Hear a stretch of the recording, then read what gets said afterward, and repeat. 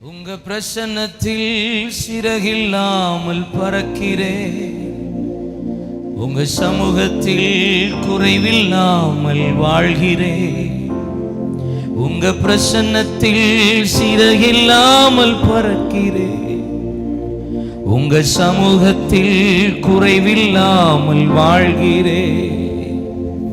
என் தஞ்சமானீரே, என் கோட்டையானீரே, என் துருகமானீரே, என் நண்பனானீரே. என் தஞ்சமானீரே, என் கோட்டையானீரே, என் துருகமானீரே, என் நண்பனானீரே. உங்க பிரசன்னத்தில் சிறகில்லாமல் பறக்கிறேன். உங்க சமூகத்தில் குறைவில்லாமல், சொல்லுங்க, உங்க பிரசன்னத்தில் சிறகில்லாமல், உங்க சமூகத்தில் குறைவில்லாமல் வாழ்கிறேன். உதவாத என்னையே உருவாக்கும் உறவே, குறைவான என்னையே நிறைவாக்கும் நிறைவே. உதவாத என்னையே உருவாக்கும் உறவே, குறைவான என்னையே நிறைவாக்கும் நிறைவே. உங்க பிரசன்னத்தில், சத்தமா, உங்க சமூகத்தில் குறைவில்லாமல் வாழ்கிறேன். உங்க பிரசன்னத்தில் சிறகில்லாமல் பறக்கிறேன். உங்க சமூகத்தில் குறைவில்லாமல் வாழ்கிறேன். பொய்யான வாழ்வையே மெய்யாக மாற்றி நீ மண்ணான என்னையே உம் கண்கள் கண்டதே. பொய்யான வாழ்வையே மெய்யாக மாற்றி நீ மண்ணான என்னையே உம் கண்கள் கண்டதே. உங்க பிரசன்னத்தில் சிறகில்லாமல் பறக்கிறேன். உங்க சமூகத்தில் குறைவில்லாமல் வாழ்கிறேன். என்னாகமம் 6ஆம் அதிகாரத்துக்கு நேராக உங்கள் கண்களை திருப்பிக் கொள்ளுங்கள். 22ஆம் வசனத்திலிருந்து 27ஆம் வசனம் வரைக்கும் வாசிக்க கேட்கலாம். பின்பு கர்த்தர் மோசேயை நோக்கி, நீ ஆரோனோடும் அவன் குமாரோடும் சொல்ல வேண்டியது என்னவென்றால், நீங்கள் இஸ்ரவேல் புத்திரரை ஆசீர்வதிக்கும் போது அவர்களை பார்த்து சொல்ல வேண்டியதாவது, கர்த்தர் உன்னை ஆசீர்வதித்து உன்னை காக்க கடவர். கர்த்தர் தம்முடைய முகத்தை உன்மேல் பிரகாசிக்க பண்ணி உன்மேல் கிருபையா இருக்க கடவர். கர்த்தர் தம்முடைய முகத்தை உன்மேல் பிரசன்னமாக்கி உனக்கு சமாதானம் கட்டளையிட கடவர் என்பதே. இவ்விதமாய் அவர்கள் என் நாமத்தை இஸ்ரவேல் புத்திரர் மேல் கூறு கடவர்கள். அப்பொழுது நான் அவர்களை ஆசீர்வதிப்பேன் என்று சொல் என்றார். மோசேயிடத்தில் ஆண்டவர் சொல்லி கற்பித்து கொடுத்த ஒரு வேத பகுதியை மோசே ஆரோனிடத்திலும் அவருடைய பிள்ளைகளிடத்திலும் ஷேர் பண்ற ஒரு ஆசீர்வாதமான வாக்குத்தத்த வார்த்தை. நீ இஸ்ரவேல் ஜனங்களை எப்படிப்பட்ட வார்த்தைகளை சொல்லி ஆசீர்வதிக்க வேண்டும் என்று சொல்லி ஆண்டவர் கொடுத்த ஒரு வாக்குத்தத்த வார்த்தை. நம்ம ஆண்டவர் எப்போதுமே தாறுமாறா ஒரு மனுஷனை ஆசீர்வதிக்கிறவர் அல்ல, சம நிலைமையில் ஆசீர்வதிக்கிறவர். பேலன்ஸ்டா கர்த்தர் ஒரு மனிதனை ஆசீர்வதிக்கிறவர். ஸ்டேபிள் அண்ட் ஸ்டெடி, சரியான முறையில் கர்த்தர் ஒரு மனிதனை ஆசீர்வதிக்க விரும்புகிறவர். துரிதமான ஆசீர்வாதம் நிலைக்காது, கைப்பாடாய் சேர்க்கிறது தான் நிலைக்கும் என்று பிரசங்கி சொல்லுகிறார். உடனே சிலருக்கு ஆசீர்வாதம், சிலர் சொல்லுவாங்க, நீங்க இதை பண்ணி போடுங்க, ஒரு 20 லட்சம் வந்துடும் அப்படிம்பாங்க. அப்படிப்பட்ட ஆசீர்வாதம் சிலர் என்கிட்டயே பேசியிருக்கிறாங்க. உங்களுக்கு ட்ரஸ்ட் இருக்குதா? அந்த ட்ரஸ்ட்டில் நாங்கள் பணத்தை டிரான்ஸ்ஃபர் பண்ணுறோம். எங்கள் பணத்தை நீங்கள் டிரான்ஸ்ஃபர் பண்ணி உங்கள் அக்கௌண்ட்லேருந்து எங்களுக்கு எடுத்து கொடுத்தீங்கன்னா நாங்கள் உங்களுக்கு இத்தனை கோடி தருகிறோம். சில பேர் வாயை பழந்துட்டு சில பேர் காசை கொடுத்து ஏமாந்தவர்கள் இருக்கிறார்கள். சில பேரை டெல்லியில் 5 லட்சம் கட்டுங்க, இதுக்கு உங்களுக்கு இத்தனை லட்சம் ரூபா டாலர் வந்துடும் சொல்லி ஏமாற்றுக்கிற வேலைகள்லாம் இன்னைக்கு தேசத்தில் நடக்கிறது. பல பேர் உங்கள் செல்லுக்கு வர்ற எஸ்எம்எஸை நம்பி பல பேர் 5 லட்சம் 10 லட்சம் வீட்டு பத்திரத்தை வச்சு கட்டினவர்களை எனக்கு தெரியும். துரிதமான ஆசீர்வாதம் எப்போதுமே நிலைக்காது, கைப்பாடாய் சேர்க்கிறாரு கொஞ்சம் கொஞ்சமா. அது உலக ஆசீர்வாதமா இருந்தாலும் சரிதான், ஆவிக்குரிய ஆசீர்வாதமா இருந்தாலும் சரிதான். கர்த்தர் ஒரு மனிதனை ஆசீர்வதிக்கிற விதம் ஸ்டேபிள் அண்ட் ஸ்டெடி. கார்த்திக் கமாலியல் உடனே நான் மேடையில் ஏறினது கிடையாது. உங்களுக்கு தெரியுமான்னு தெரியல, நான் தெருவில் பிரசங்கம் பண்ணி இருக்கிறேன், நான் பாத்ரூம் கழுவி இருக்கிறேன். இதெல்லாம் உங்களுக்கு சொன்னாதான் தெரியும். ஆமா, இன்னைக்கு வால் போஸ்டரை பார்க்கலாம், ஃப்ளெக்ஸை பார்க்கலாம், பெரிய பெரிய இடம்னு தெரியலாம். ஆனா எனக்கு அறியாத ஒரு இடம் இருக்கும், அங்க இருந்து வந்த ஆள் தான் நான். சேர் எடுத்து போட்டிருக்கிறேன், பாய் போட்டிருக்கிறேன், சமையலே பண்ணியிருக்கிறேன், பாத்திரமும் விளக்கியிருக்கேன், பாத்ரூமும் விளக்கியிருக்கிறேன். அடியிலிருந்து வந்ததுனால தான் இங்க நிக்கிறோம். ஆமேன்னு சொல்லுங்க. நான் கையில் 500 ரூபாய் சம்பளம் வாங்கி இன்னைக்கு ஃபேக்டரி வைத்திருக்கிறேன். எடுத்தடுப்புல ஒரு ஃபேக்டரி கிடையாது. எடுத்தடுப்புல கர்த்தர் நமக்கு ஒரு பெரிய காரை கொடுத்து பயன்படுத்துறவர் அல்ல. நான் ஆரம்பத்தில் 800 ஓட்டினேன், அதை இடிச்சு பழகி அதுக்கப்புறம் தான் நல்ல கார் தந்தேன். எப்பயுமே ஆண்டவர் ஒரு மனிதன் ஆசீர்வதிக்கிற விதம் சரியான சமநிலைமையில கர்த்தர் பேலன்ஸ்டு பிளஸிங், ஆசீர்வாதத்தை கொடுக்கிறவர். உங்களுக்கு தெரியுமான்னு தெரியல, மும்பை பட்டணத்துல மகாராஷ்டிராவில் ஒரு வைர வியாபாரி, உலக பிரகாரமாக ஆண்டவர் அறியாத ஒரு வைர வியாபாரி. அவருக்கு இருக்கிற கோடிக்கணக்கான பணங்களுக்கு ஒரே வாரிசு தன்னுடைய மகன்.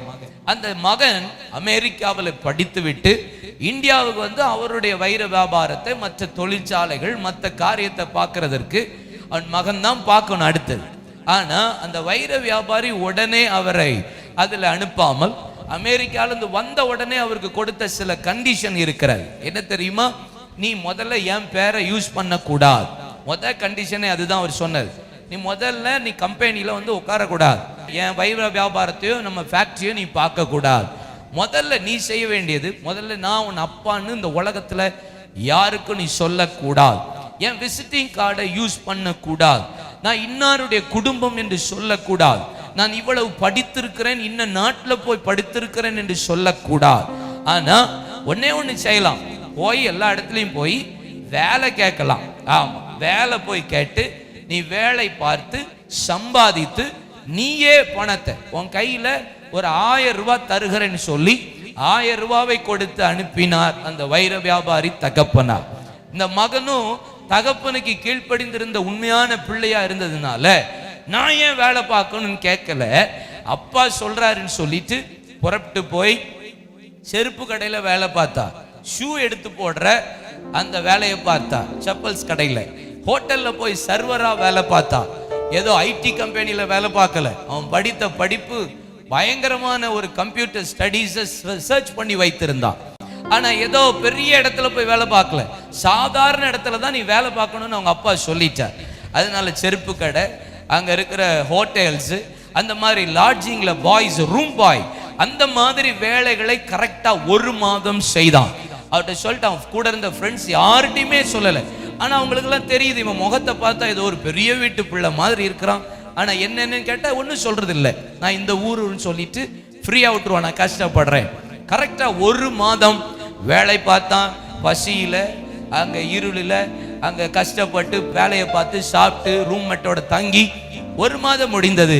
2வது மாதத்துல அவங்க அப்பா ரோல்ஸ் ராயல்ஸ் கார்ல வந்து தன் மகனை அழைத்து கொண்டு, தன் மகன் தனக்கு கீழ்ப்படிந்ததை நினைத்து, அவருக்குரிய எல்லா ஆசீர்வாதத்துக்கு ஒரே சொத்துக்கு மகன், அவன் அந்த சிங்காசனத்தில் உட்கார வச்சு அழகு பார்த்தா.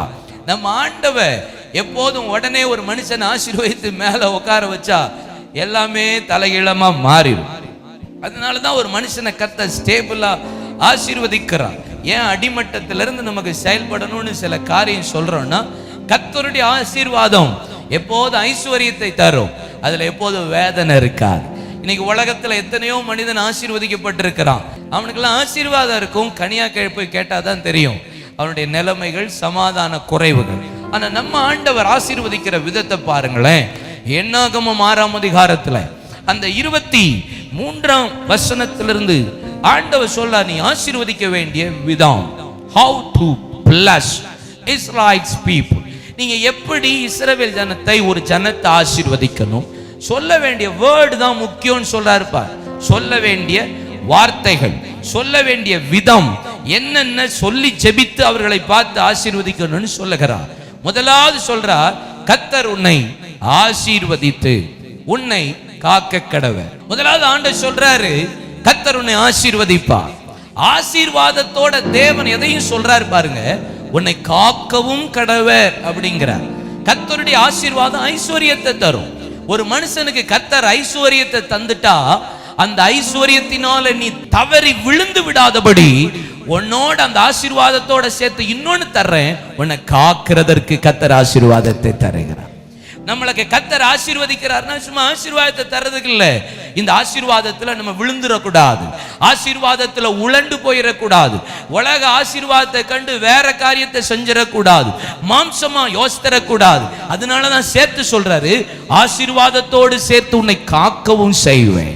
பணம் வந்துட்டுனா அதோடு ஒன்னதான் நான் காப்பேன். பணத்தை விட, உலகத்தில் உள்ள செல்வத்தை விட கர்த்தருக்கு நீங்களும் நானும் தான் அவருக்கு ரொம்ப முக்கியம். ஐஸ்வர்யத்தினால நான் தவறி விடாதபடி என்னை காக்கிற ஒரு ஆசீர்வாதம். அதனாலதான் உன்னை ஆசீர்வதித்து உன்னை காப்பேன் அப்படி சொல்லுகிறார். ரெண்டாவது சொல்றாரு, என் முகத்தை உன் மேல, இது உலக ஆசீர்வாதம், வேர்ல்ட்லி பிளஸிங். செகண்ட் சொல்றது, கர்த்தர் தம்முடைய முகத்தை உண்மையில் பிரகாசிக்க பண்ணி, this is called spiritual blessing. இது ஆவிக்குரிய ஆசீர்வாதம். பிரகாசிக்க பண்ணி உன் மேல கிருபையா இருப்பேங்கிறார். ஆவிக்குரிய ஆசீர்வாதம். ஆவிக்குரிய ஆசீர்வாதம் வந்துருச்சுன்னு வச்சுக்கோங்களேன், இன்னொன்னு வரும், பெருமையும் சேர்த்து வரும். என்ன வரும்? பெருமையும் சேர்த்து வரும். ஏசாயா 14ஆம் அதிகாரம் 13-14 வசனத்தை வாசித்தா, விடிவெள்ளியின் மகனே நீ உன்னதத்துக்கு ஏறுவாய், சிங்காசனத்துக்கு மேல அவர் மேல உட்கார்ந்துட்டு நீ சிந்தித்த, உன்னை ஆசீர்வாதமா கர்த்தர் வச்சிருக்கிறாரு. ஆனா லூசிபர் சிந்தித்தான், அவர் மகிமையை போய் தொட விரும்பினார், சிந்தித்த உடனே தள்ளப்பட்டு போனான் என்று வேதம் சொல்லுகிறார். ஆவிக்குரிய வாழ்க்கையில கர்த்தர் நம்மளை ஆசீர்வதிக்கும் போது, கர்த்தர் நம்மளை உயர்த்தும் போது, கர்த்தர் நம்மளை கொண்டு போகும்போது, வால் போஸ்ட், ஃபிளெக்ஸ், பேனர், பெரிய பெரிய கூட்டம் ஆட்களை பார்த்த உடனே கர்த்தர் சொல்றாரு, உனக்கு பெருமை வரும், அதனாலதான் நான் பின்னாடியே இன்னொன்னு சேர்த்து தர்றேன். பெருமை வரும்போது கர்த்தர் உன் மேல கிருபையா இருப்பா. பெருமை வரும்போது அந்த கிருபையை பெற்று கொண்டிட்டீன்னா, அந்த பெருமையை காத்து கொண்டு, இதெல்லாம் கிருபை கிருபை. கர்த்தர் தம்முடைய முகத்தை என் மேல பிரகாசிக்க பண்றது கிருபை, நான் மேடையில் நிற்கிறது கிருபை, பிரசங்கம் பண்றது கிருபை, ஊழியம் பார்க்கிறது கிருபை, ஆராதிப்பது கிருபை, என் போஸ்டர்ல வர்றது கிருபை, என்ன கர்த்தர் உலகத்துக்கு காண்பிக்கிறது கிருபை என்கிற நன்மை தெரியும். ஆமென். அப்பா, உலக ஆசீர்வாதத்துல நான் தவறி விடாதபடிக்கு என்னை காக்கிறதற்கு தான் கர்த்தர் தம்முடைய பிள்ளைகளுக்கு பாதுகாப்பையும் கொடுக்கிறார். ஆவிக்குரிய ஆசீர்வாதத்துல நான் விழுந்து விடாதபடிக்கு கர்த்தர் தாழ்மையா இருக்கிறதுக்கு தான் கிருபையும் தர்றார். மூணாவது வேதம் சொல்லுகிறது, கர்த்தர் தம்முடைய முகத்தை உண்மையில் பிரசன்னமாக்கி உனக்கு சமாதானம் கட்டளையிடுவார். அப்படின்னு என்ன அர்த்தம்? ஆண்டவர் நம்ம கூட இருக்கிறார்னு வச்சுக்கோங்களேன், கர்த்தர் நம்ம கூட இருக்கிறார். கர்த்தர் தம்முடைய முகத்தை பிரசன்ன, தேவ பிரசன்ன, ஆண்டவருடைய பிரசன்னத்தை சுமக்க ஆரம்பிச்சிட்டீங்கன்னு வச்சுக்கோங்களேன், அது ஒரு blessing. கர்த்தர் என் கூட இருக்கிறது. Walk with Jesus, walk with God. எப்ப கர்த்தரோட நடக்க ஆரம்பிச்சிட்டீங்களோ உங்க வாழ்க்கையில எல்லா சூழ்நிலையிலும் பிரச்சனை வரும். சிலர் பார்த்துருக்கீங்களா, நீங்க ஜெபிக்காமையே இருப்பீங்க, ஒன்றும் இருக்காது. நீங்க என்னைக்கு ஜெபம் பண்ணணும்னு 1 மணி நேரம் முட்டியை போட்டு பாருங்க, இடுப்பு வலிக்கும், குறுக்கு வலிக்கும், கொட்டாவி வரும், தூக்கம் வரும், அப்பந்தான் என்னைக்கு இல்லாத தலைவலி வரும். என்னைக்கு உபவாசம் பண்ணணும்னு பிளான் பண்ணுங்க, அன்னைக்கு தான் நமக்கு சத்திய சோதனையே நடக்கும். ஆமா, வீட்டில் என்னத்தையாவது சிக்கனை பொரிப்பாங்க, வெளியே போகும்போது மீன் நல்லா வாசமா வரும், அன்னைக்கு தான் பிடிச்சதெல்லாம் நம்ம கண்ணுக்கு முன்னாடி வரும். அப்போதான் பாருங்க ஆண்டவர் சொல்றார், ஏசாமி கூட நீங்க நடக்கும்போது, நீங்க ஞானஸ்நானம் எடுக்கிற வரைக்கும் ஒரு பிரச்சனை இருக்காது. நீங்க ஆஃப்டர் பேப்டிசம் நீங்க பாருங்க, ஞானஸ்நானம் எடுத்த சிலரை கேட்டு பாருங்க, பஞ்சாயத்துக்கு மேல பஞ்சாயத்தை பார்ப்பாங்க. ஆனா உடன்படிக்கை பண்ணி அவரோட நடக்க ஆரம்பிச்சிட்டீங்கன்னு வச்சுக்கோங்களேன், இது பிசிக்கல் பிளஸிங். கர்த்தர் தம்முடைய ஜனத்துக்கு சமாதானத்தை கொடுப்பார். எவ்வளவு பிரச்சனை பெருசா இருக்கும், ஆனா இருதயத்தில் அவ்வளவு சமாதானத்தை கர்த்தர் தருவார். நான் இந்த குடும்பத்துல இருந்து இயேசுவை ஏற்றுக்கொண்டேன். எங்க அப்பா அவ்வளவு பக்தி வைராக்கியமான ஆளு, பக்தியில எங்க ஐயாவை அடிக்க முடியாது. எல்லாரும் ரசிக்கப்பட்டோம், எங்க அப்பா மட்டும் வரல. சபரிமலைக்கு போகும்போது தான் ஆண்டவரை தரிசித்தார். ஒரு தரிசனத்தை பார்த்து தான் திரும்பி வந்தார். எல்லாரும் எங்க வீட்டுல ஞானஸ்நானம் எடுத்துட்டாங்க. ஆனா நான் ஒரு பொருத்தனை பண்ணியிருந்தேன். எங்க அப்பா என்னைக்கு ஞானஸ்தானம் எடுக்கிறாங்களோ அன்னைக்கு தான் நான் ஞானஸ்தானம் எடுப்பேன்னு மைண்டை செட் பண்ணிட்டேன். அது வரை காத்துட்டே இருந்தேன். எங்க அப்பாவை ஆண்டவர் தொட்டார், ரட்சித்தார், ஞானஸ்தானம் எடுத்தார். எங்க அப்பா பிஎஸ்என்எல்ல வேலை பார்த்த மனுஷன், சென்ட்ரல் கவர்மெண்ட் எம்ப்ளாயி. எங்க வீட்டில் கஷ்டம் இருந்தாலும் சாப்பாட்டு குறை வைக்க மாட்டார் எங்க ஐயா. என்னதான் உருண்டு பிறண்டாது எங்க பிள்ளைகளை சாப்பிடணும், நல்லா உடுத்தணும், நல்லா படிக்கணும், இதுல குறையவே வைக்க மாட்டார், நல்லா செய்வோம். ஆனா எங்க அப்பா ஞானஸ்தானம் எடுத்த அடுத்த நாளிலிருந்து தொடர்ந்து 6 நாள் எங்க வீட்டில் ஒரு வேளை சாப்பாடு தான் சாப்பிட்டோம். ஒரு வேளை, ஒரே ஒரு வேளை சாப்பிட்டோம். எப்படா எங்க அப்பா வாங்கி தருவாரு, நான் வீட்டில் உட்காந்துருப்பேன். லேண்ட்லைனுக்கு எப்படா ஃபோன் வருதுன்னு வெயிட் பண்ணிட்டு. எங்க அப்பா சொன்ன சைக்கிள் எடுத்துட்டு போய் அங்க எங்கேயாவது ஒரு இடத்துக்கு வர சொல்லுவார். அங்க போய் நின்ன உடனே ஒரு சாப்பாடு வாங்கி தருவார். அது 2 மணியா இருக்கும், இல்லை 3 மணியா இருக்கும். 6 நாள் ஒரு நேரம் சாப்பாடு சாப்பிட்டுருக்கோம். ஆனா எங்க அப்பா இதுல எல்லாவற்றிலும் பல பேர் என்னென்ன இப்படி பக்தியா இருந்தீங்க, நல்லா இருந்தீங்க, அப்படி இப்படின்னு பேசி எல்லாரும் ஏளனமா பேசினாங்க. ஆனா எங்க அப்பா அதுல எல்லாவற்றிலும் ஆச்சரியமா இருந்தது. கர்த்தரை விட்டு தூரமா இருந்த, புறஜாதியானா இருந்த, விக்கிரகாராதனைக்காரனா இருந்தபோது கூட சில நேரம் பணம் வரல, கஷ்டமா இருந்துச்சுன்னா என்ன இந்த சாமியை கும்பிட்டுன்னு எரிச்சலாகி பட்டை போடாம சந்தனம் புஷமா கூட வெளியே போயிருக்கிறாரு.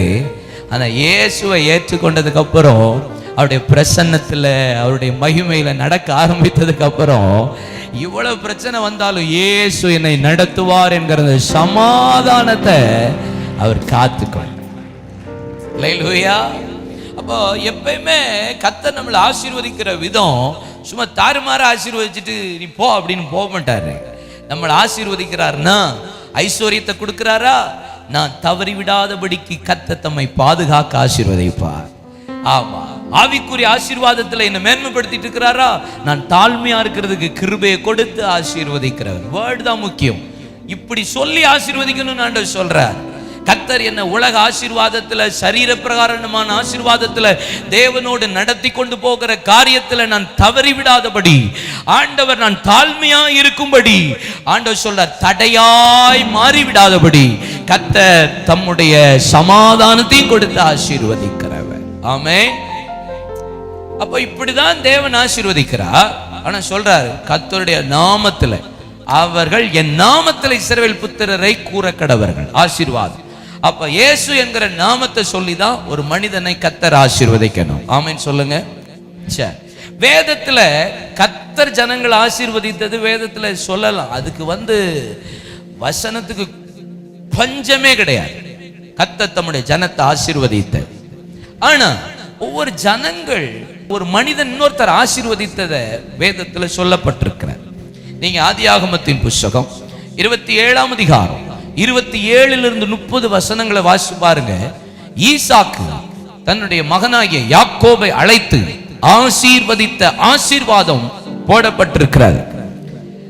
ஆதியாகமத்தின் புஸ்தகம் 49ஆம் அதிகாரத்தில் முதல் 1ஆம் வசனத்திலிருந்து வாசிச்சு பார்த்தா, தன்னுடைய 12 பிள்ளைகளையும் கூப்பிட்டு யாக்கோபு ஆசீர்வதிக்கிறான். கண் திறக்கப்பட்டவனாய், கர்த்தருடைய ஆவியினால நிரப்பப்பட்டவனாய், ரூபன், லேவி, சிமியோன், யூதா, நப்தலி, இசகார், தான், காத், ஆசகேர், பெஞ்சமின், யோசேப் ஒவ்வொருவனையா கூப்பிட்டு 12 பேரையும் ஆசீர்வதித்தான். தன் பிள்ளைகளை ஆசீர்வதித்தான்.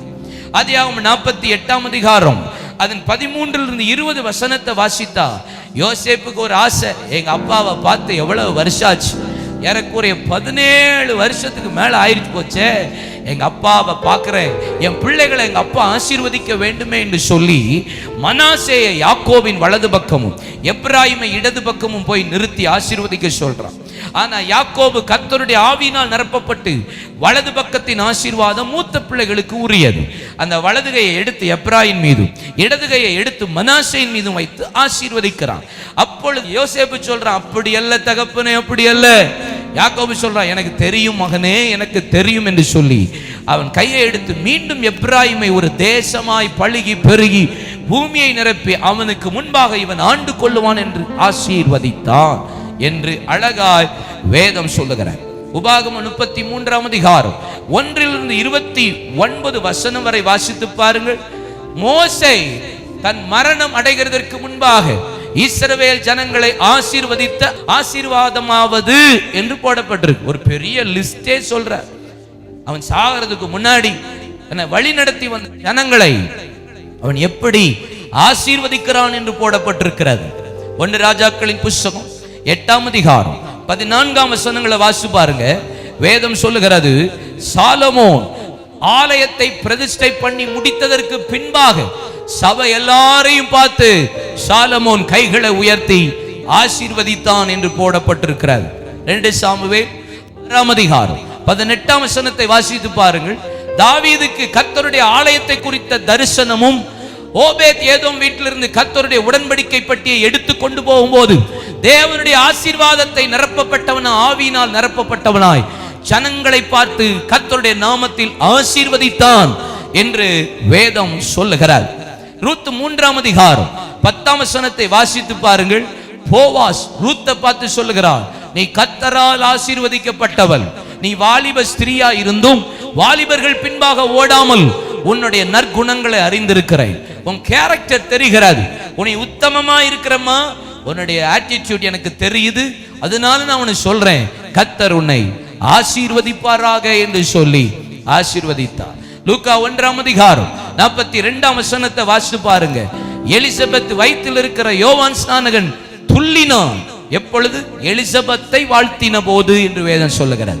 எலிசபெத் பார்த்து சொல்றா, ஸ்திரீகளுக்குள் நீ ஆசீர்வதிக்கப்பட்டவள், கற்பத்தின் கனியும் ஆசீர்வதிக்கப்படும் என்று ஆசீர்வதித்தார். அப்போ ஒரு மனிதனை கர்த்தர் ஆசீர்வதிக்க விரும்புகிறார். எப்படியெல்லாம் ஆசீர்வதிக்கணும்னு பைபிள்ல அழகாய் சொல்லப்பட்டிருக்கிறது. ஒரு 3 ஆசீர்வாதத்தை உங்களுக்கு காண்பிக்கிறேன். அதற்கு பின்பாக எப்படி ஆசீர்வதிக்க வேண்டும் என்று இந்த புதிய ஏற்பாட்டு முறையில் உங்களை ஆசீர்வதிக்க விரும்புகிறேன். நாமளும் அப்படி ஆசீர்வதிக்கப்பட வேண்டும். எப்படி ஆசீர்வதிக்க கூடாது அப்படின்னு வேதத்தில் ஒரு வசனம் இருக்கிறது. அதை இந்த வேளை நான் உங்களோடு பகிர்ந்து கொள்ள யாசிக்கிறேன். பரிசுத்த ஆவியானவர் நம்மோடு பேசுவாராக. என்னாகும் 22ஆம் அதிகாரம் 23ஆம் அதிகாரம் 24ஆம் அதிகாரத்துக்கு நேராக உங்கள் கண்களை திருப்பிக் கொள்ளுங்கள். 22ஆம் அதிகாரத்தில் மோவாப் தேசத்தின் ராஜா பாலாக் இஸ்ரவேல் ஜனங்கள் ஒரு விதமாய் தங்களை சுற்றி நிற்கிறார்கள் என்று அறிந்த உடனே பீழையாம் என்கிற இஸ்ரவேலின் தீர்க்கதரிசியை அழைப்பித்து கூலினாலே அவர்களை ஆசீர்வதிக்கல்ல சபிக்கிறதற்கு அழைத்தான். 3 கொடுமுடி உச்சியில பலிபீடத்தை கட்டி பலியை செலுத்தி இஸ்ரவேல் ஜனங்களை நீ பார், அவர்கள் பரவிப்பாயிருக்கிறார்கள், அவர்களை நீ சபித்தால் நான் ஒருவேளை யுத்தத்தினாலே அவர்களை ஜெயிக்கலாம் என்று சொல்லி அங்கே இஸ்ரவேல் ஜனங்களை சபிக்கும்படி கூலிக்கு அழைப்பித்தான் என்று வேதம் சொல்லுகிறார். அப்பொழுது பிழையாமும் ஒவ்வொரு மலை உச்சில நின்று பலிபீடத்தில் பலியை செலுத்தி கண் திறக்கப்பட்டவன் உரைக்கிறதாவது என்று சொல்லி 3 ஆசீர்வாதம். 1 வித்தியாசமான ஆசீர்வாதம், 2வது வாக்குத்தத்தத்தின் ஆசீர்வாதம், 3வது வேதம் சொல்லுகிறது வல்லமையின் ஆசீர்வாதம். வித்தியாசத்தின் ஆசீர்வாதம் என்ன? அந்த 23ஆம் அதிகாரம் 9ஆம் வசனத்தை வாசித்து பாருங்க. கண்மலை உச்சியிலிருந்து நான் அவனை காண்கிறேன், இஸ்ரவேல் ஜனங்களை பார்க்கிறேன், குன்றுகளிலிருந்து அவனை பார்க்கிறேன். அந்த ஜனங்கள் ஜாதிகளோடு கலவாதபடி தனியே வாசமாய் இருப்பார். Unique blessing. கர்த்தர் ஒரு மனுஷன் சபிக்கணும்னு மேல ஏறி நிக்கிறான் காசை வாங்கிட்டு, ஆனா கர்த்தர் அவன் வாயில போட்டது ஆசீர்வாதமான வார்த்தை. இந்த காலை வேளையிலும் விசேஷமா இந்த ஆராதனையில பரிசுத்த ஆவியானவர் சொல்லுகிறார், உங்களை சபிக்கிறவர்களுக்கு முன்பாக கர்த்தர் உங்களை ஆசீர்வதிக்க போகிறார். எப்படி தெரியுமா? வித்தியாசமான ஆசீர்வாதத்தை கர்த்தர் கொடுக்க போகிறார். மல்கியா 3:18 சொல்லுகிறது, ஜெபிக்கிறவனுக்கும் ஜெபிக்காதவனுக்கும் வித்தியாசம், ஊழியம் செய்யறவனுக்கும் ஊழியம் செய்யாதவனுக்கும் வித்தியாசம், பரிசுத்தமா இருக்கிறவனுக்கும் பரிசுத்தம் இல்லாதவனுக்கும் வித்தியாசம். கர்த்தர் இனி இந்த தேசத்திலே கர்த்தர் தம்முடைய ஜனத்தை வித்தியாசப்படுத்தி ஆசீர்வதிக்க போகிறார். இந்த காலை ஆராதனையில் நீங்க பிசினஸா இருக்கலாம், வேலையா இருக்கலாம், வியாபாரமா இருக்கலாம், படிப்பா இருக்கலாம், குடும்பமா இருக்கலாம், ஊழியமா இருக்கலாம், whatever may be, God wants to separate your family in this world. இந்த உலகத்தில் கர்த்தர் உங்களை பிரிக்க போகிறார், ஆசீர்வதிப்பார். ஆமென். நான் அடிக்கடி சொல்லி இருக்கிறேன் உங்களுக்கு, இஸ்ரவேல் ஜனங்கள் எகிப்து தேசத்தில் அடிமையா இருந்தபோது எகிப்துக்கும் இஸ்ரவேலுக்கும் கர்த்தர் வித்தியாசத்தை உண்டாக்கினார் என்று யாத்திராகமம் 8:23, 9ஆம் அதிகாரம் 7 13 வசனங்கள், 10ஆம் அதிகாரம் 23ஆம் வசனம், 11ஆம் அதிகாரம் 17 வசனங்களையும் 12ஆம் அதிகாரம் 25ஆம் வசனத்திலிருந்து வாசித்து பார்த்தார். இஸ்ரவேலுக்கும் எகிப்துக்கும் கர்த்தர் வித்தியாசம். இஸ்ரவேல் ஜனங்கள் எகிப்துல தான் இருந்தாங்க. ஆனா எகிப்து எங்கும் வண்டுகளினால் கர்த்தர் பாதித்தார். இஸ்ரவேல் தேசத்துல ஒரு வண்டு கூட இல்லாதபடி வித்தியாசப்படுத்தினார். எகிப்துல எல்லா இஸ்ரவேல் ஜனங்கள் இருக்கிறாங்க. ஆனா எகிப்து எங்கும் அந்தகாரம் உண்டாயிருந்தது. இஸ்ரவேல் தேசத்தின் வீட்டில் வாசலிலோ வெளிச்சம் உதித்தது. எகிப்து எங்கும் இஸ்ரவேல் ஜனங்கள் எகிப்தியர் தடவி தடவி நடந்தார்கள். இஸ்ரவேல் தேசத்துல எல்லாம் வெளிச்சமா இருக்கு.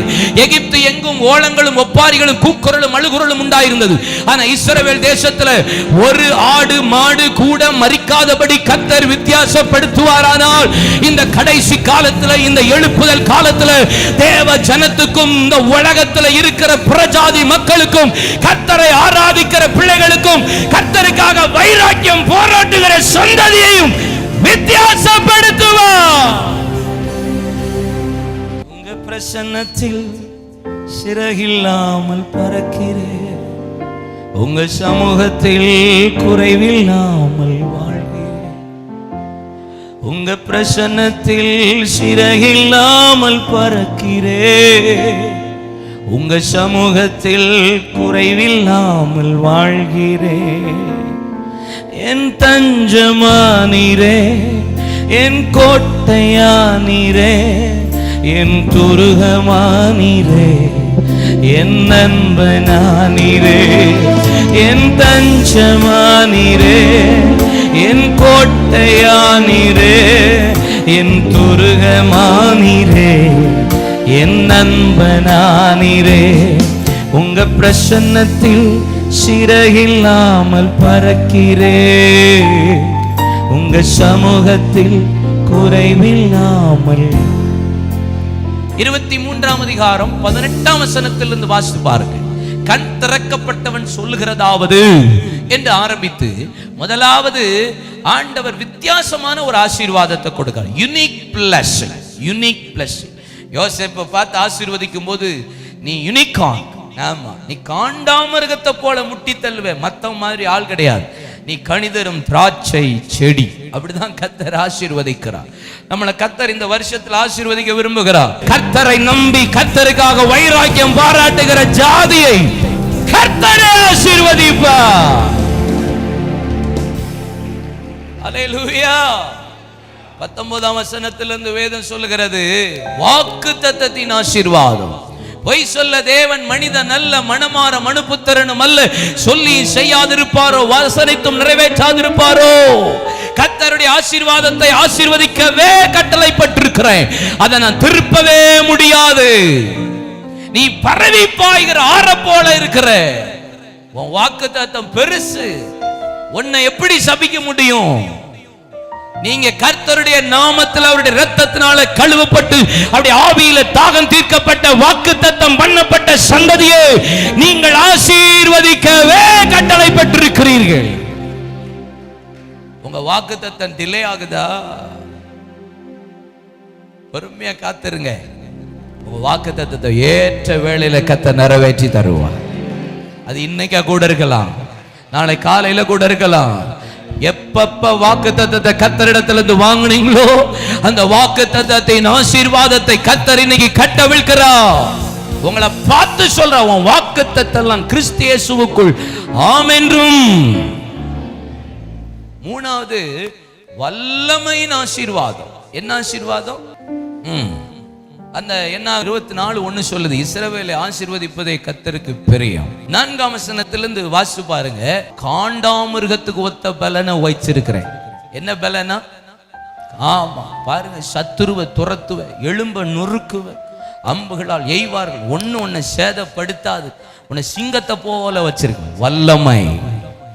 என்னது? வல்லமை. ஆசீர்வதிக்கிறார் இன்னைக்கு இந்த காலை வேளையில. கர்த்தருடைய ஆவியான சொல்றார், உங்களை வித்தியாசமா ஆசீர்வதிக்கிறது மாத்திரமல்ல, உங்க வாக்குத்தத்தத்தை திரும்பவும் நினைப்பூட்டுகிறார். ஆபிரகாமே, உற்பவ கால திட்டத்தில் உன்னிடத்தில் நான் திரும்பி வருவேன், நீ ஒரு குமாரனை சுமப்பா என்று சொன்னது போல என்னென்ன வாக்குத்தத்தம் டிலே ஆயிட்டு கொண்டிருந்தாலும் கர்த்தருடைய ஆவியானவர் சொல்லுகிறார், நீங்கள் திரும்ப வரும்போது சுமப்பீர்கள் வாக்குத்தத்தத்தை. உங்க வாயை கர்த்தர் நகைக்க பண்ணுவார். ஒரு வார்த்தையின் உறுப்பு கூட கீழே விழாது. ஆமென்.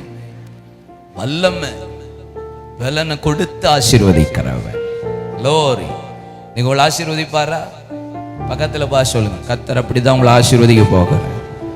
கர்த்தர் உங்களை அப்படிதான் ஆசீர்வதிக்க போகிறார். அப்ப ஆண்டவர் நம்மளை ஆசீர்வதிக்கிறவர், அது நல்லாவே தெரியுது இல்ல? ஆனா என் வேதத்துல ஒரு வசனம் அப்படி இருக்கு. எப்படி நீங்க ஆசீர்வதிக்கணும்? ஆரோனையும் பிள்ளைகளையும் அழைத்து இஸ்ரவேல் ஜனங்களை ஆசீர்வதிக்கிற விதமாவதுன்னு சொல்லிதான் 3 காரியம் சொல்லப்பட்டிருக்கிறது. இப்படி எல்லாம் ஆசீர்வதிப்பேன். ஆனா இந்த புதிய ஏற்பாட்டில் இயேசு எப்படி ஆசீர்வதிக்க சொல்லுகிறார்? நியூ டெஸ்டமென்ட் பிளெஸிங் நவடே எப்படி பிரசங்கம் பண்ணப்படுகிறது? Everything done on the cross. So if you believe you can receive anything else in Jesus name அப்படினா முடிஞ்சான். அது உண்மைதான். நானும் அதை 100 இல்ல 200% ஒத்துக்கொள்ளுகிறவன். ஆனா கர்த்தர் நம்மளை ஆசீர்வதிக்க சொல்றார். இப்படி ஆசீர்வதித்தா நான் சொன்ன 3 ஆசீர்வாதம் உங்களுக்கு, உங்கள் பிள்ளைகள் மீது, உங்கள் சந்ததியின் மீதும் வரும். எப்படி வரும்? ஆமா, பரம்பரை ஆசீர்வாதம் போட்டிருக்கு. நான் அதை சொல்றேன் உங்களுக்கு. எப்படியெல்லாம் இந்த புதிய ஏற்பாட்டில் இயேசு நம்மளை ஆசீர்வதிக்க சொல்லுகிறார். மத்தேயு 5ஆம் அதிகாரம் 44ஆம் வசனம். நான் உங்களுக்கு சொல்லுகிறேன், உங்கள் சத்துருக்களை சிநேகியுங்கள், உங்கள் சபிக்கிறவர்களை ஆசீர்வதியுங்கள். சத்தமா சொல்லுங்க, ஆசீர்வதியுங்கள். ஆண்டவர் சொல்றார் இப்படி எல்லாம் ஆசீர்வதிக்கணும். எப்படி ஆசீர்வதிக்கணும்? சபிக்கிறவர்களை ஆசீர்வதிக்க சொல்றார். முடியுமா? Are you ready? இதான் ஏசப்பா விரும்புற ஆசீர்வாதம். தம்முடைய முகத்தை உங்களை மேல பிரகாசிக்க பண்ணி, அவர் என் மேல பிரகாசிக்க பண்ணார்னா ஃபாதர் பாட்டு மாதிரி தான். மறுரூபமாக்கிடும் மகிமையின் மேகமே, உம்முக சாயலா உருமாற்றும் தெய்வமே. அவர் சாயல் வந்துட்டுனா என்ன ஆயிருவீங்க தெரியுமா? நீங்க யாரெல்லாம் உங்களை செபிக்கிறாங்களோ மனசார ஆசீர்வதிப்பீங்க. இப்ப வரைக்கும் இந்த பலிபீடத்துல நின்று உண்மையை சொல்றேன், என்ன பேசினவங்க எல்லாரையும் மனசார நான் ஆசீர்வதிக்கிறேன். Still now என் இருதயத்தை கர்த்தர் அப்படி மாத்தி வைத்திருக்கிறார். இது உடனே வராது தெரியுமா? உடனே எல்லாம் வராது. அதுக்கெல்லாம் அடி வாங்கணும், கொஞ்சம் உடைக்கப்படணும். பாருங்க, நம்ம இயேசுவை எத்தனை முறை சபிச்சிருப்போம். சரி, நம்ம அந்த ஆளை சபிச்ச ஒரு ஆளை பார்ப்போமா? மத்தேயு 26:74. அப்பொழுது அவன் அந்த மனுஷனை அறியேன் என்று சொல்லி சபிக்கவும் சத்தியம் பண்ணவும் தொடங்கினான். அந்த மனிதன் யார்? பேதுரு. எப்பா என்னப்பா மீன் பிடிச்சிட்டு இருந்த? படிக்காதவன், கல்லாதவன், ஒன்னும் தெரியாத ஆளு. ஆமா, மீன் பிடிச்சு ஒன்னும் கிடைக்கவும் இல்லை உனக்கு. You got nothing. He got nothing னா பைபிள்ல போட்டிருக்கு. ஒண்ணுமே வரல. இயேசு என்னைக்கு உன் வாழ்க்கையில என்ட்ரியை கொடுத்தாரோ அன்னைக்கு தான் உனக்கு படகு நிரம்புச்சு, உன் வலை நிரம்புச்சு, 153 மீன் வந்துச்சு. எவ்வளவு கர்த்தர் உன்னை ஆசீர்வதிச்சு, நீ எங்க இருந்த, உன்னை எப்படி உயர்த்தி மேன்மைப்படுத்தி இருக்கிறாரு. ஆனா இப்போ ஏசாமியை பார்த்து சபிக்கவும் சத்தியம் பண்ணவும் தொடங்குற அளவுக்கு வந்துட்டியே. நம்ம எத்தனை முறை ஆண்டவர் சமூகத்துக்கு சபைக்கு வரும்போது ஒண்ணுமே இல்லாம வரோம், ஊழியத்துக்கு வரும்போது ஒன்றும் தெரியாம வரோம். கொஞ்சம் கொஞ்சமா கத்து, கொஞ்சம் கொஞ்சமா ஜெபிச்சு, கொஞ்சம் கொஞ்சமா ஆசீர்வதித்து, கொஞ்சம் கொஞ்சமா கர்த்தர் என்னை உயர்த்தி மேன்மைப்படுத்திட்டாரு. இப்ப உயர்த்திட்டாரு. இப்ப ஏதாவது ஒண்ணு நடக்கல, இப்ப என்னாவது ஒண்ணு தாறுமாறா நடந்துச்சுன்னா இயேசுக்கு கண்ணு தெரியுதா? இயேசுக்கு காது கேக்குதா? என் ஜெபத்தை கேட்டாரா? சர்ச்சுக்கு போய் என்ன பண்ண, உபவாசம் பண்ணி என்ன பண்ண, 12 மணி நேரம் ஜெபத்துல போய் உட்கார்ந்து என்ன பிரயோஜனம்? இதெல்லாம் எல்லாமே இயேசுவை சபிக்கிறதற்கு அடையாளம். நீங்க இயேசுவை சபிக்கிறதுன்னா அவர் நாசமா போட்டும், இயேசு விளங்காம போட்டும், அது அல்ல. நீங்கள் இயேசுவை மறுதலிக்கிறதும் இயேசுவை தூஷிக்கிறதும், இயேசு எனக்கு என்ன செய்தா, இவ்வளவு வருஷம் சபைக்கு வந்து, இவ்வளவு வருஷம் ஊழியம் பார்த்து, இவ்வளவு வருஷம் பாஸ்டிங் பண்ணி, இவ்வளவு காணிக்கை கொடுத்து இயேசு ஆசீர்வதித்தார் என்று நீங்கள் சொன்னாலே இயேசுவை சபிக்கிறது. ஆனால் இவ்வளவு நாட்களும் நாம் அதை செய்து கொண்டிருந்த பொழுதிலும் பேதுருவை பார்த்து, பேதுருவே நான் உன்னை ஆசீர்வதிக்க விரும்புகிறேன், இதுவரைக்கும் நீ சீமோனா இருந்தா, இனி நீ கற்பாறையாய் மாற போகிறாய், உன் மீதுதான் நான் சபையை கட்ட போகிறேன், பாதாளத்தின் வாசல் உன்னை மேற்கொள்ளாது என்று ஒரு கல்லாதவனை, ஒரு சபித்தவனை கர்த்தர் ஆசீர்வதிக்க முடியுமானா? You can do, I can do. சபிக்கிறான், அவனை தான் சபையவே கட்ட வைக்கிறாரா? எவ்வளவு பெரிய ஆடு பாரு. பிரதான அப்போஸ்தலனை மாத்தி ஆசீர்வதிக்கிறார். இயேசுவின் முகப்பிரகாசம் வந்துட்டுனா உங்களை சபிக்கிறவர்களை நீங்க ஆசீர்வதிச்சு தான் ஆகணும்னு பைபிள் சொல்லு, என் வேதம் சொல்லு. முடியுமா? உங்களை சபிக்கிறவர்களை ஆசீர்வதிக்கிற இருதயம், சபிக்கிறவர்களை ஆசீர்வதிக்க முடியுமா உங்களால? உங்களை தூஷிக்கிறவர்கள் உங்களால் ஆசீர்வதிக்க முடியுமா? நீ ஒப்பேற மாட்டேன்னு சொல்ற ஆளை பார்த்து உங்களால் ஆசீர்வதிக்க முடியுமா? சொல்ல முடியுமா? உங்களுக்கு விரோதமா பேசுற ஆள் ஆசீர்வதிக்க முடியுமா? நீங்க ஆசீர்வதிங்கன்னு தான் சொல்றாரு ஆண்டவர். ரோமர் 12:14 உங்களை துன்பப்படுத்துகிறவர்களை ஆசீர்வதியுங்கள். என்னவா? சபிக்கிறவர்களை ஆசீர்வதிக்க சொல்றாரு. ரெண்டாவது என்ன சொல்றாரு? துன்பப்படுத்துகிறவர்களை ஆசீர்வதியுங்கள். ஆசீர்வதிக்க வேண்டியதே அன்றி சபியாதிருங்கள்.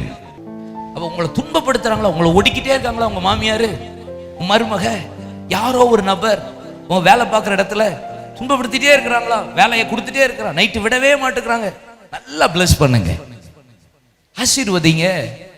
பைபிள்ல யார் அப்படி துன்பப்படுத்தினா? அப்போஸ்தலர் 9:4 திருப்பி பாருங்க. அவன் தரையில் விழுந்தான். அப்பொழுது சவுலே சவுலே நீ ஏன் என்னை துன்பப்படுத்துகிறாய்? இயேசு சவுலை பார்த்து சொல்றாரு, என்னப்பா என்னை இப்படி துன்பப்படுத்திட்டே இருக்கிய? ஏசாமி சொல்றாரு சவுலை பார்த்து. அவன் ஏசாமியாவா துன்பப்படுத்தினான்? ஏசாமியாவா துன்பப்படுத்தினான்? கிடையாது. சபையை துன்பப்படுத்தினா, விசுவாசிகளை துன்பப்படுத்தினா, ஊழியக்காரங்களை துன்பப்படுத்தினா, நிருபங்களை கேட்டு வாங்கி கொண்டு போனா, ஸ்தேவான கொலை செய்யறதுக்கு வஸ்திரத்தை வாங்கி பக்கத்துல உட்கார்ந்துட்டு இருந்தானே தவிர அவன் போய் இயேசுவை டைரக்டா போய் ஹிட் பண்ணல, இயேசுவை போய் நேரா போய் குத்தல, துன்பப்படுத்தல. நீங்க நினைக்கலாம் நான் யாரை துன்பப்படுத்துறேன்? ஆண்டவர் சொல்றாரு, நீ என்ன துன்பப்படுத்துற. நீங்க சர்ச்சுக்கு லேட்டா வரீங்களா, இயேசுவை துன்பப்படுத்துறீங்க. ஆமென் சொல்லுங்க. அல்லேலூயா. சபை கிறிஸ்துவின் சரீரமா இருக்கிறது, அவர் தலையா இருக்கிறார். சரீரத்துல ஒவ்வொரு அவயங்களும் நீங்களும் நானுமா இருக்கிறோம். ஒரு அவயம் பலவீனமா இருக்கு, ஒரு அவயம் பலனா இருக்குது, ஒரு அவயம் யுனிக்கா இருக்கிறது. சிலது அடிக்கடி பிரயோஜனப்படுத்துறோம், சில அவயம் உள்ள இருந்தாலும் அது எப்பயாவது பிரயோஜனப்படுத்துறோம். அப்படிதான் பவுல் 1 கொரிந்தியர்ல சபையை பத்தி சொல்லும் போது அவர் அழகா எக்ஸ்பிளைன் பண்றார். ஆனா ஒரு காரியத்துல, ஒரு காலில், ஒரு நகத்துல ஒரு பிரச்சனை வந்தாலும், அதுல போராட்டம் வந்தாலும் முழு சரீரம் என்ன செய்தான்? பாதிக்கப்படுது அப்படின்னு போடப்பட்டிருக்கிறது. அப்ப நீங்க ஏதாவது ஒரு அவயத்தை, ஒரு காரியத்தை நீங்க ஹிட் பண்ணீங்கன்னா முழு சரீரத்தையும் என்ன செய்றீங்க? துன்பப்படுத்துறீங்க. சபைக்கு காரியமா ஒரு காரியத்துல கீழ்ப்படியில நீங்க கிறிஸ்துவை துன்பப்படுத்துகிறீர்கள், சபையை துன்பப்படுத்துகிறீர்கள், இயேசுவை துன்பப்படுத்துகிறோம். சரி, சவுல் துன்பப்படுத்தின உடனே இயேசு என்ன செஞ்சாரு? வெட்டி போட்டாரா? எத்தனை முறை நம்ம சபையை துன்பப்படுத்துறோம், இயேசுவை துன்பப்படுத்துறோம். ஆனா இது வரைக்கும் கர்த்தர் என்னை ஆசீர்வதித்து தான் வந்திருக்கிறாரு. சவுலை பாருங்க, பவுலாய் கர்த்தர் மாற்றி எத்தனை நிருபங்களை கர்த்தர் எழுத வைத்து அவனை கதையாய் அல்ல, கர்த்தர் நிருபமாய் வரலாறாய் கர்த்தர் மாற்றி எத்தனை சபைகளை பலப்படுத்தி உருவாக்கி தீத்துக்களாய் தீமோத்தேயுக்களாய் எப்பாப்பிரத்து உருவாக்க கர்த்தர் அருமையான சவுலை பவுலாய் கர்த்தர் கையில எடுத்து அவனை ஆசீர்வதித்தார். உங்களை ஜெபிக்க தடை பண்றாங்களா, அவங்கள ஆசீர்வதிங்க. உங்களை பிரசங்கம் பண்ண விடாம பண்றாங்களா, ஆசீர்வதிங்க. டாக்ஸ் கொடுக்க விடாம பண்றாங்களா, கர்த்தர் சொல்லுங்க ஆசீர்வதிங்க. என் குடும்பத்துல கர்த்தருக்காக எழும்ப விடாமே மாட்டுக்கிறாங்க, அவங்கள ஆசீர்வதிங்க. ஊழியத்துக்கு போக கூடாது, ஜெபத்துக்கு போக கூடாது, வாலிபத்துக்கு போக கூடாது, அங்க போக கூடாது, இங்க போக கூடாது சொல்றாங்களா, பரவாயில்ல, நல்லா ஆசீர்வதிங்க. ஆமென். 1 பேதுரு 3:9 தீமைக்கு தீமையையும் உதாசனத்துக்கு உதாசனத்தையும் சரி கட்டாமல் அதற்கு பதிலாக நீங்கள் ஆசீர்வாதத்தை சுதந்தரித்துக் கொள்ளும்படி அழைக்கப்பட்டவர்கள் என்று அறிந்து ஆசீர்வதி. சபிக்கிறவர்களை ஆசீர்வதிக்கணும் ஃபர்ஸ்ட், துன்பப்படுத்துறவர்களை ஆசீர்வதிக்கணும் செகண்ட். சபிச்ச பேதுருவை கர்த்தர் ஆசீர்வதித்தார், அப்ப நான் ஆசீர்வதிக்கணுமே. துன்பப்படுத்தின சவுலை பவுலா மாத்தி கர்த்தர் அவனை தேசத்துக்கு ஆசீர்வாதமா மாத்தி சபைக்கு ஆசீர்வாதமா மாத்தி நானும் துன்பப்படுத்துறவர்களை ஆசீர்வதிக்கணுமே. மூணாவது சொல்ல, தீமைக்கு தீமை உதாசனத்துக்கு உதாசனம் பண்ற ஆளை அதுக்கு பதிலா செய்யாம நான் ஆசீர்வாதத்துக்கு பாத்திரமானாலு ஆசீர்வாதத்தை சுதந்தரித்துக் கொள்ளும்படி அழைக்கப்பட்டவன் என்று அறிந்து ஆசீர்வதிக்கணுமா? எப்படி ஆசீர்வதிக்கணும்? நான் ஒரு blessed person. ஏன் blessed person நான் சொல்றேன்? அப்போஸ்தலர் 3ஆம் அதிகாரம் 25-26 நீங்கள் அந்த தீர்க்கதரிசிகளுக்கு புத்திரராய் இருக்கிறீர்கள், உன் சந்ததினாலே பூமியில் உள்ள வம்சங்கள் ஆசீர்வதிக்கப்படும் என்று தேவன் ஆபிரகாமுக்கு சொல்லி நம்முடைய முன்னோர்களோட பண்ணின உடன்படிக்கைக்கு. சந்ததிக்கெல்லாம் அப்படின்னா பரம்பரை ஆசீர்வாதம், பரம்பரை blessing.